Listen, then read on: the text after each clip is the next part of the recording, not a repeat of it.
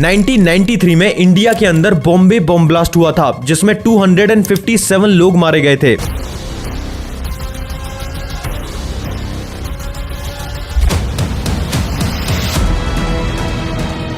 और इस bomb blast का जो मास्टरमाइंड था वो था दाऊद इब्राहिम और वो अभी तक आजाद है। अब मेरा तुम सबसे केवल एक सिंपल सा सवाल है। सपोज करो इंडिया के अंदर एक मूवी बनती है जो कि ये क्लेम करती है कि ये एक रियल स्टोरी पे आधारित है। अब इस मूवी के अंदर हमें इंडिया के 2 स्पाई दिखाए जाते हैं जो कि पाकिस्तान में काफी लंबे टाइम से रह रहे हैं और उन्हें पता है कि दाऊद इब्राहिम कहाँ रहता है, वो क्या काम करने वाला है। इनफैक्ट ये तो उससे कई बार मिल भी चुके हैं। तो अब मुझे एक बात बताओ, अगर ये मूवी रियलिटी पे आधारित है और इंडिया के 2 स्पाई जो पाकिस्तान में है उन्हें ये पता है कि दाऊद इब्राहिम कहाँ है, वो क्या करने वाला है, तो वो एजेंट अभी तक उसे पकड़ के इंडिया क्यों नहीं लाए या फिर उन्होंने उसे मारा क्यों नहीं। ये सवाल वैसे मेरा नहीं है, ये सवाल खुद धुरंधर 2 मूवी पूछती है अपने डायरेक्टर और राइटर आदित्य धर से। और अगर तुमने धुरंधर 2 मूवी देख ली है और तुम्हारे दिमाग में ये सवाल नहीं आए थे तो माफ करना, तुम गए तो थे एक मूवी देखने के लिए लेकिन तुम एक कैंपेन अटेंड करके आए हो बीजेपी का। और ये केवल मैं नहीं कह रहा बल्कि ये इंडिया के सबसे बड़े फिल्म क्रिटिक्स कह रहे हैं। स्क्रोल कहता है कि धुरंधर 2 प्रो गवर्नमेंट प्रोपेगेंडा के साथ सीमलेसली मैच करती है। द टेलीग्राम ने लिखा ये ब्रेजन प्रोपेगेंडा है। और प्रोपेगेंडा का मतलब केवल झूठ दिखाना नहीं होता बल्कि प्रोपेगेंडा का मतलब होता है आधा सच दिखाना या फिर सिलेक्टिव सच को दिखाना। केवल उतना सच दिखाओ जिससे मेरा हीरो पावरफुल लगे। और तुम्हें पता है ना धुरंधर 2 का असली हीरो कौन है? इस वीडियो के अंदर मैं धुरंधर 2 मूवी के 3 ऐसे सबसे बड़े लूप होल बताऊंगा जिन्हें सुनने के बाद अगर तुम धुरंधर 2 मूवी देखने चले गए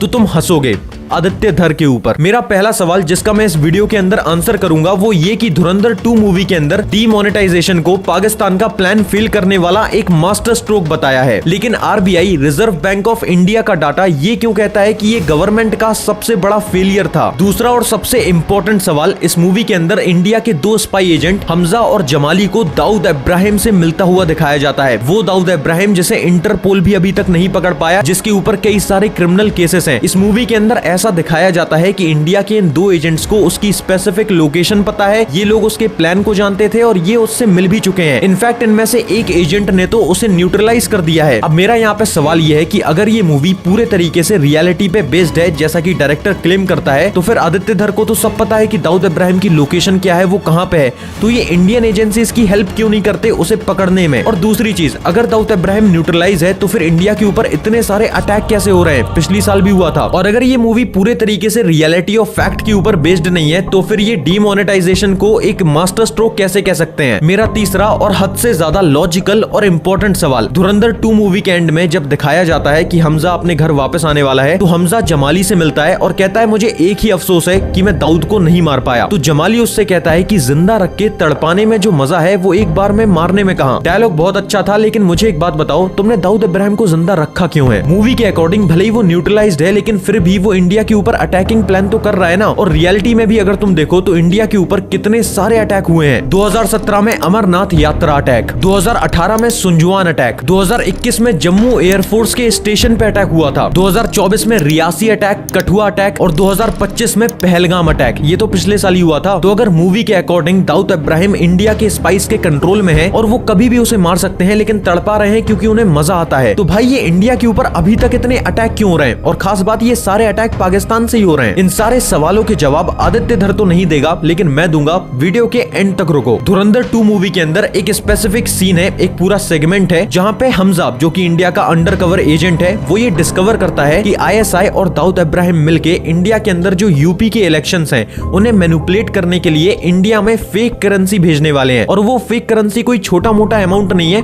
बल्कि वो 60,000 करोड़ का अमाउंट होने वाला है। ये इन्फॉर्मेशन हमजा इंडिया के इंटेलिजेंस को पास करता है। इंडिया के ये जो इंटेलिजेंस ऑफिसर हैं ये फोन पे कहते हैं मूवी के अंदर कि रुको, मुझे होम मिनिस्टर और प्राइम मिनिस्टर से बात करने दो। जिसके बाद ये स्पेसिफिक मूवी के अंदर सीन दिखाया जाता है। मोदी जी का ड्रीमी बॉलीवुड डेब्यू होता है जिसमें ऑपरेशन ग्रीन लीफ यानी कि इंडिया के अंदर जो डीमोनेटाइजेशन हुआ था, नोटबंदी, उसे जस्टिफाई किया जाता है कि ये एक मास्टर स्ट्रोक था नरेंद्र मोदी और उनकी गवर्नमेंट का, क्योंकि वो पाकिस्तान से आने वाली फेक करेंसी को रोकना चाहते थे ताकि इंडिया के यूपी के इलेक्शन मैनिपुलेट ना हो। थिएटर में तो इस सीन के ऊपर तालियां बज रही थी क्योंकि ये सीन देखने में बहुत ही ज्यादा पावरफुल लगता है और बहुत ही ज्यादा इमोशनल लगता है। लेकिन एक मिनट रुक के तुम केवल डाटा देख लो, वो भी आरबीआई का, रिजर्व बैंक ऑफ इंडिया का। आरबीआई यानी रिजर्व बैंक ऑफ इंडिया ने 2017 में एक रिपोर्ट पब्लिश की जिसके अंदर उन्होंने साफ तौर पे ये लिखा कि 500 और 1000 के जो नोट बैन हुए हैं उनमें से 99.3% करेंसी को आरबीआई को वापस लेना पड़ा। अब मेरा एक सवाल है, या तो आरबीआई झूठ बोल रहा है या फिर आदित्य धर पूरे तरीके से बेवकूफ है। क्यों? क्योंकि डीमोनेटाइजेशन किया गया था फेक करेंसी और ब्लैक मनी को मार्केट से निकालने के लिए। लेकिन अगर आरबीआई ने उन्हीं 500 और 1000 के बैन हुए नोटों में से 99.3% को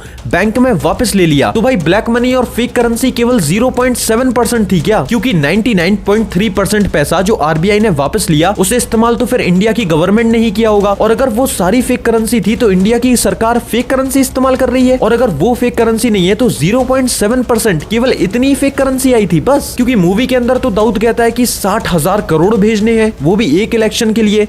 60,000 करोड़ 0.7% की करेंसी है बस। नोटबंदी से आतंकवाद को चोट पहुंची है, भयानक चोट ये कहा गया था।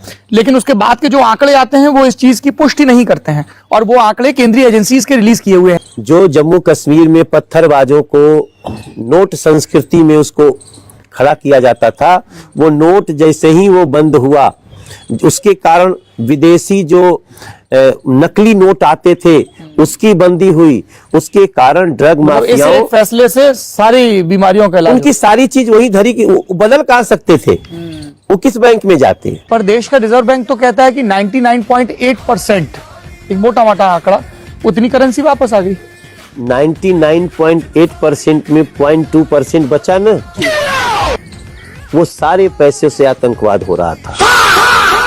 अब ये सवाल केवल मेरे दिमाग में नहीं आया, ये सवाल आरबीआई के पुराने गवर्नर रघुराम राजन ने बहुत पहले उठाया था। लेकिन ये क्वेश्चन पूछने के बाद उन्हें उनकी पोस्ट पे से ही हटा दिया गया। और जब आरबीआई का गवर्नर खुद ये कह रहा है तब भी लोग नहीं मान रहे। अब मेरा यहाँ पे तुमसे एक सिंपल सवाल है और मुझे सच जवाब देना। अगर ये मूवी फिक्शनल है तो इस मूवी के अंदर डीमोनेटाइजेशन को बिना सही डाटा को चेक किए एक मास्टर स्ट्रोक कैसे बताया, और इसके अंदर मोदी जी को फ्री की पब्लिसिटी क्यों मिल रही है? और अगर ये मूवी फिक्शनल नहीं है, रियलिटी के ऊपर बेस्ड है, तो मेरे सवाल का जवाब हर एक भाजपिल्ले को और स्पेसिफिकली आदित्य धर को देना चाहिए। अब मैं जो क्वेश्चन करने वाला हूँ इसकी तुम क्लिप काट के इंटरनेट पे कहीं भी सर्कुलेट करो, कितनी भी जगहों पे शेयर करो, बस आदित्य धर को मेंशन करना ताकि उनके कानों में भी ये क्वेश्चन जाए और एक बार के लिए वो आके बस इसका आंसर कर दे। सवाल ये है कि 1993 में मुंबई के अंदर एक ब्लास्ट हुआ था जिसमें 257 लोग मारे गए थे। दुनिया जानती है कि इस ब्लास्ट का मास्टरमाइंड दाऊद इब्राहिम था, जिसको आज इंटरपोल से लेके इंडिया की हर एक सिक्योरिटी एजेंसी ढूंढ रही है। अब क्वेश्चन ये है कि इस मूवी के अंदर ऐसा दिखाया जाता है कि इंडिया के 2 स्पाई एजेंट्स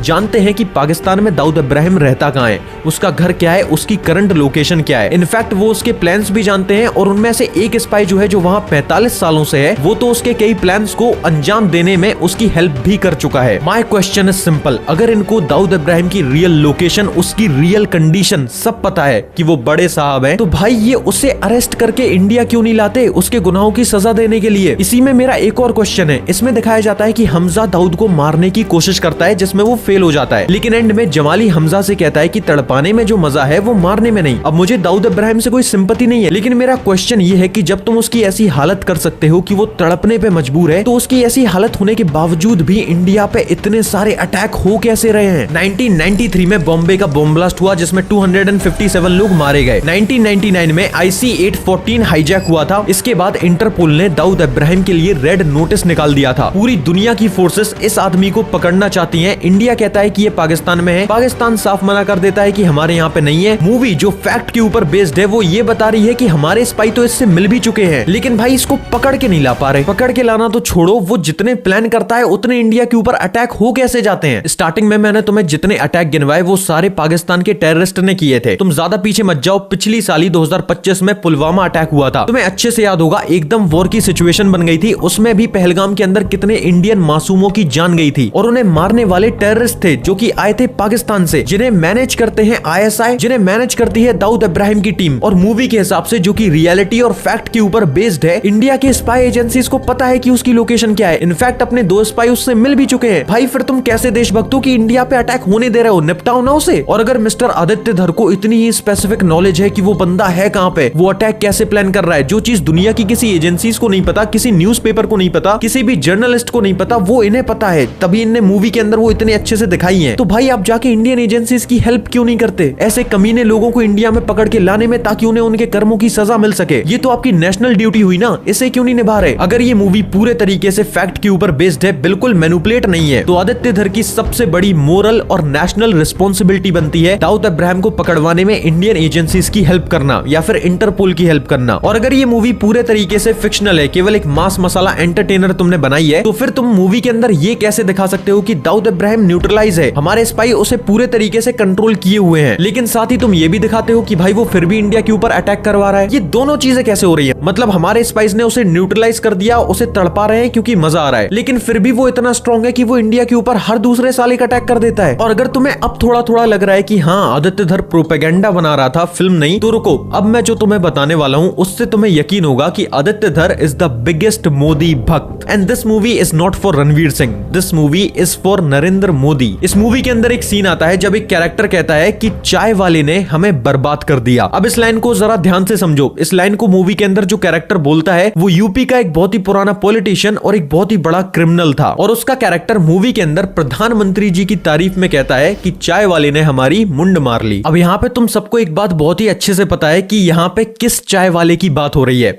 चंदू चाय वाले की बात नहीं हो रही। अब यहाँ पे एक सवाल आता है कि क्या इस मूवी को करंट गवर्नमेंट की पॉलिसीज को ग्लोरीफाई करने के लिए बनाया गया है? मेरा जवाब है बिल्कुल। अब इसमें जो आतिफ असलम दिखाया गया है वो कोई दूध का धुला हुआ आदमी नहीं था, वो एक नंबर का क्रिमिनल था। अब रियल लाइफ में वो कौन था, उसके साथ जो भी हुआ बिल्कुल सही हुआ। अब भले तुम कह सकते हो कि भाई लॉ एंड ऑर्डर का क्या, ऐसे ही किसी को शूट कर दिया वो गलत है, बिल्कुल गलत नहीं है। वो जिस किस्म का क्रिमिनल था, जो हुआ बिल्कुल सही हुआ। बात यहाँ पे आतिफ असलम के कैरेक्टर की है ही नहीं, बात यहाँ पे यह है इस मूवी के अंदर हिस्ट्री के सिलेक्टिव पार्ट्स को दिखा के करंट गवर्नमेंट का प्रोपेगेंडा चलाया जा रहा है। इस मूवी के थ्रू ऑडियंस को ये यकीन दिलवाया जा रहा है कि बीजेपी गवर्नमेंट ने जो भी अभी तक किया वो सब एकदम सही था। अगर वैसा नहीं करते ना तो पाकिस्तान खा जाता इंडिया को। इस मूवी के अंदर एक और बहुत ही सेंसिटिव चीज है। मूवी के अंदर जब यूपी में इलेक्शंस का टाइम होता है तो आतिफ असलम का कैरेक्टर मेजर से कहता है, जो पाकिस्तान का आईएसआई का मेजर है, उससे कहता है कि इस बार इंडिया में हमारी गवर्नमेंट नहीं बन पाएगी। अब उस टाइम पे यूपी के अंदर कांग्रेस के अलायंस की गवर्नमेंट थी और इंडिया में भी 2014 से पहले कांग्रेस की ही गवर्नमेंट थी, और कांग्रेस की गवर्नमेंट इस देश में 70 साल रही है। अब अगर कोई फिल्म मेकर जो अपनी फिल्म का राइटर और डायरेक्टर दोनों है, उसकी फिल्म में ये लाइन मेंशन की जाती है कि पाकिस्तान के कुछ बहुत ही पावरफुल लोग ये कह रहे हैं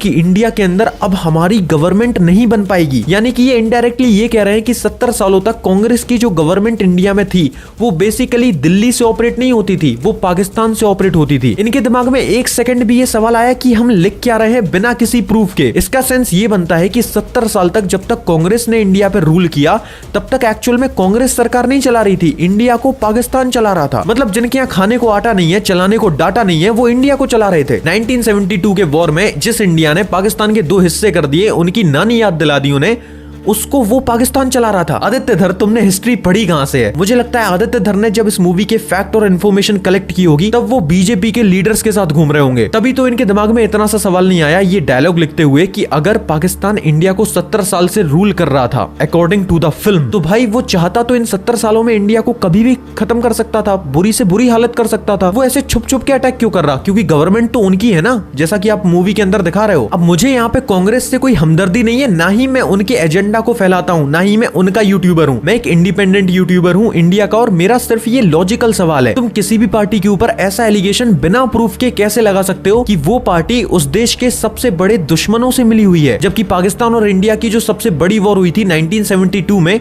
उस टाइम पे उसी पार्टी की प्राइम मिनिस्टर थी इंदिरा गांधी। इस मूवी के अंदर 26/11 वाले अटैक को बार बार मेंशन किया जाता है, जो कि मुंबई में हुआ था ताज होटल के अंदर। क्यों? क्योंकि उस टाइम पे पीएम थे मनमोहन सिंह। लेकिन मुझे एक बात बताओ, उनके टाइम पे ताज वाला अटैक हुआ, तुमने दिखाया। इनके टाइम पे पहलगाम अटैक हुआ, उसके पहले कितने सारे अटैक हुए, ये कौन दिखाएगा? इसके अलावा मूवी के अंदर एक वर्ड बार बार यूज किया जाता है, हिंदू। ना इंडिया, ना भारत, ना हिंदुस्तान, हिंदू। क्यों? क्योंकि तुम जानते हो इंडिया की एक ही ऐसी पार्टी है जो इसी मुद्दे पे इलेक्शन लड़ती है, और इसी मुद्दे पे वो देश के लोगों को इमोशनली ट्रिगर करती है। तो इसी वजह से मूवी में जितने भी ऐसे सीन आते हैं जब उन्हें इंडिया का नाम लेना चाहिए था, इंडिया को मेंशन करने के लिए, तो वो इंडिया नहीं बोलते, भारत नहीं बोलते, हिंदुस्तान नहीं बोलते, वो बोलते हैं हिंदू। अब देखो, मुझे मुसलमानों से कोई खास लगाव नहीं है, लेकिन मैं कह रहा हूँ कि इंडिया के अंदर हर एक जाति, हर एक धर्म का इंसान रहता है, और हर उस इंसान को इंडिया से उतना ही प्यार है जितना तुम्हें और मुझे है। अगर नहीं होता तो एपीजे अब्दुल कलाम, जो कि एक मुस्लिम थे, वो न्यूक्लियर वेपन बनाने में इंडिया की हेल्प नहीं करते। इंडिया के अंदर कितने सारे सिख हैं, ईसाई हैं, क्रिश्चियंस हैं,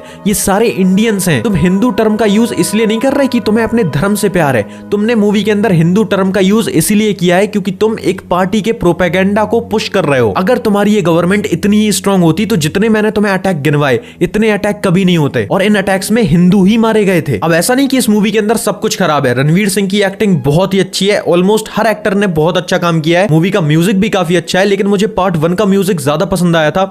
आदित्य धर का एज अ डायरेक्टर डायरेक्शन भी कमाल का है। 4 घंटे तक मूवी तुम्हें बोर नहीं होने देगी अगर तुम अपने दिमाग पे ताला लगा लो तो। सिर्फ इसको ऐसे एक एज अ फिक्शनल मूवी देखो तो तुम एंजॉय करते रहोगे। लेकिन गलती से अगर इंच भर भी तुम्हारे दिमाग की तारें खुल गई, मैं मजाक नहीं कर रहा, तुम हंसोगे इस डायरेक्टर के ऊपर। भाई कम से कम फैक्ट तो सही से चेक कर लो। और इतना क्या तुम्हें प्रोपेगेंडा फैलाना है कि तुम सिलेक्टिव चीजें ही दिखाओगे? हिस्ट्री दिखानी है पूरी दिखाओ ना। आदित्य धर ने सोचा होगा कि बढ़िया 2 मूवीज से मोदी जी का प्रोपेगेंडा सेट हो जाएगा, 2027 का यूपी इलेक्शन जीत जाएंगे, 2029 का इंडिया का भी इलेक्शन जीत जाएंगे। मोदी जी के हर एक फेलियर को मैंने ग्लोरीफाई कर दिया है तो हर कोई मोदी जी का फिर से भक्त बन जाएगा। लेकिन गलती से तुम लोगों ने मेरी वीडियो देख ली। इस वीडियो के अंदर अगर तुम मेरे किसी भी क्वेश्चन का कोई आंसर करना चाहते हो तो कमेंट सेक्शन खुला है, मुझे रॉन्ग प्रूफ कर दो। और अगर रॉन्ग प्रूफ नहीं करते तो बिना मतलब की बकवास मत लिखना, मुझे पता है कि तुम उनके अंधभक्त हो। और अगर तुम चाहो तो मेरे इस वीडियो के अंदर मैंने जितने सवाल पूछे हैं उन सब की क्लिप्स काटो और उन्हें इंस्टाग्राम की रील्स पे, यूट्यूब के शॉर्ट्स पे, तुम्हें जहां डालना है डालो, किसी को कोई स्ट्राइक नहीं आएगी। मैं बस इतना चाहता हूं कि ये सारे सवाल जरा डायरेक्टर तक पहुंचे।